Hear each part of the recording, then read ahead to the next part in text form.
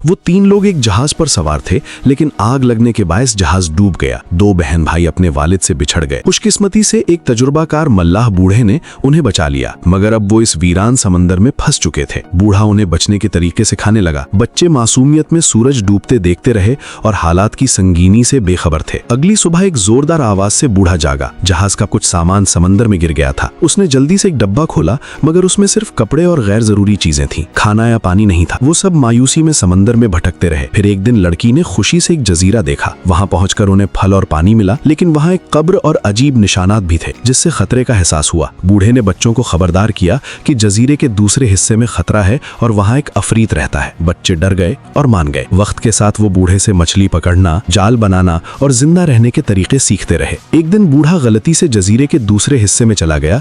अगली सुबह बच्चे उसे मुर्दा हालत में पाते हैं।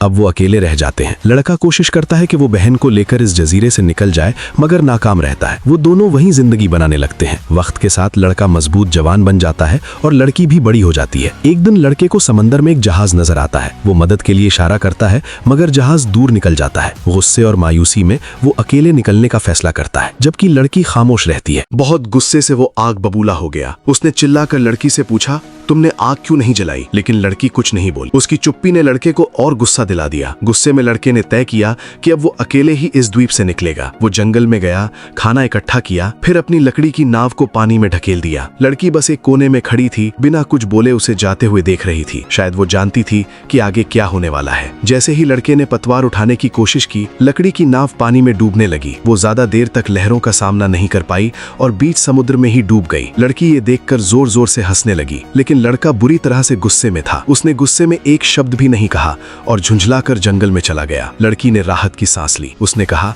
यहाँ रहना बुरा नहीं है, हमारे पास सब कुछ है, खाना, पानी और शांति। ये जगह किसी स्वर्ग से कम नहीं। लेकिन लड़के को ये मंजूर नहीं था। ये कोई स्वर्ग नहीं, ये एक पिंजरा है, मेरा घर है, मेरा परिवार है।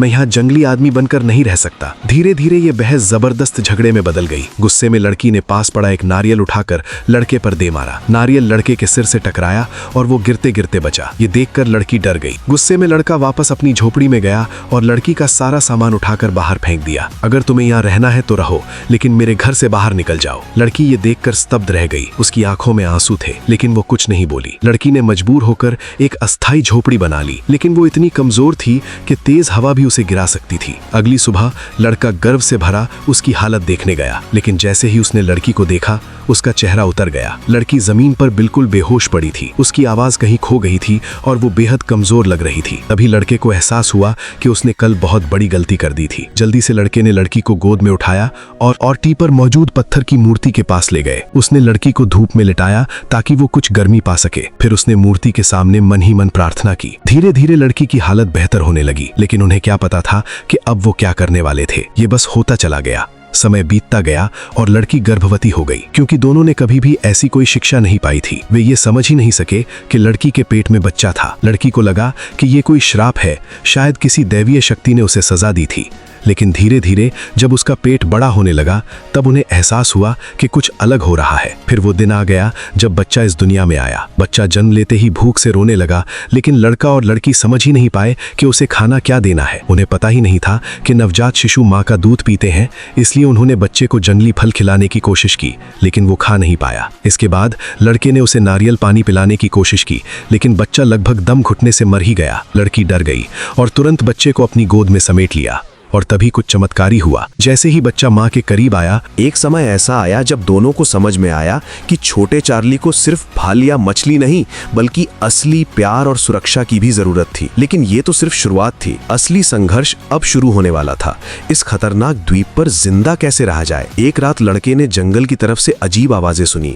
वो धीरे धीरे वहां पहुंचा और जो उसने देखा उससे उसकी रूह कांप उठी। कुछ डरावने लोग आग के चारों तरफ खड़े होकर कोई रहस्यमय अनुष्ठान कर रहे थे।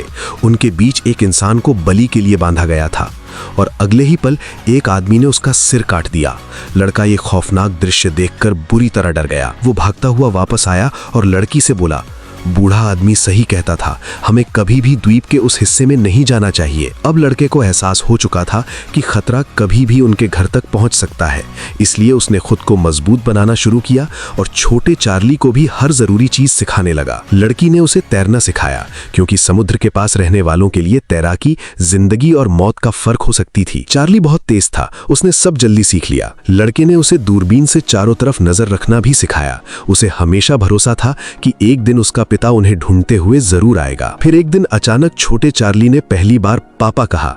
यह सुनकर लड़का और लड़की खुशी से पागल हो गए। उसी खुशी में लड़का छोटी नाव लेकर उस पुराने द्वीप पर पहुंचा जहां कभी बूढ़ा आदमी रहता था, लेकिन वहां पहुंचकर उसका दिल टूट गया। बूढ़े आदमी का शरीर अब सिर्फ सफेद हड्डियों में बदल चुका था। लड़का डर गया। उसने अपनी पसलियों को छूकर सोचा, क्या एक दिन मेरी भी यही हालत होगी? डर और उदासी के साथ वो वापस लौट आया। कुछ दिनों बाद तीनों समुद्र तट पर खेल रहे थे, तभी दूर से एक जहाज दिखाई दिया। पहले तो दोनों चौंके, फिर उनकी आंखों में खुशी चमक उठी। अगर वे आग जलाकर संकेत देते तो जहाज जरूर रुक जाता, लेकिन उन्होंने ऐसा नहीं किया। दोनों ने बस एक दूसरे की तरफ देखा और चुपचाप चार्ली को लेकर वहां से चले गए, क्योंकि उस सुनसान द्वीप पर मुश्किलों के बावजूद वे खुश थे। वहां ना कोई कर्ज था, न दुनिया की भागदौड़, सिर्फ खुला आसमान, शांत समुद्र और एक छोटा सा परिवार। लेकिन उन्हें क्या पता था कि उस जहाज पर खड़ा आदमी कोई और नहीं बल्कि उनका अपना पिता था। उसने उन्हें देखा भी, मगर यकीन नहीं कर पाया। एक दिन लड़का चार्ली को बूढ़े आदमी की कब्र दिखाने ले गया। वे पुराने दिनों को याद कर रहे थे, लेकिन इसी बीच छोटे चार्ली ने कुछ जहरीले जंगली फल तोड़ लिए। उधर लड़की नाव में बैठी यादों में खो गई और उसे पता ही नहीं चला कि कब उसकी आंख लग गई। तेज समुद्री हवा नाव को बहाकर दूर ले गई।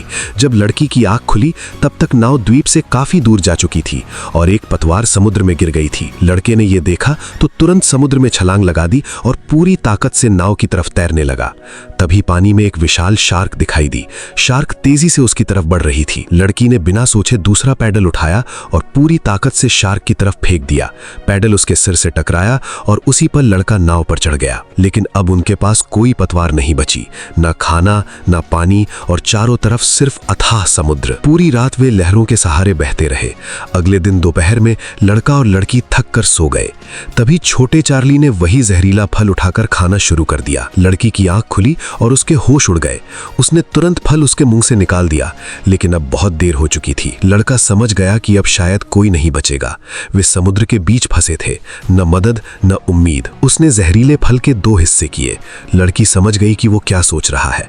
दोनों चुपचाप एक दूसरे को देखते रहे, शायद पहली और आखिरी बार इतनी गहराई से। फिर उन्होंने धीरे धीरे जहर निगल लिया। दोनों ने छोटे चार्ली को सीने से लगा लिया। समुद्र शांत था। लहरें धीरे धीरे उनकी नाव को बहाए जा रही थीं और उनकी आंखें हमेशा के लिए बंद होने लगीं।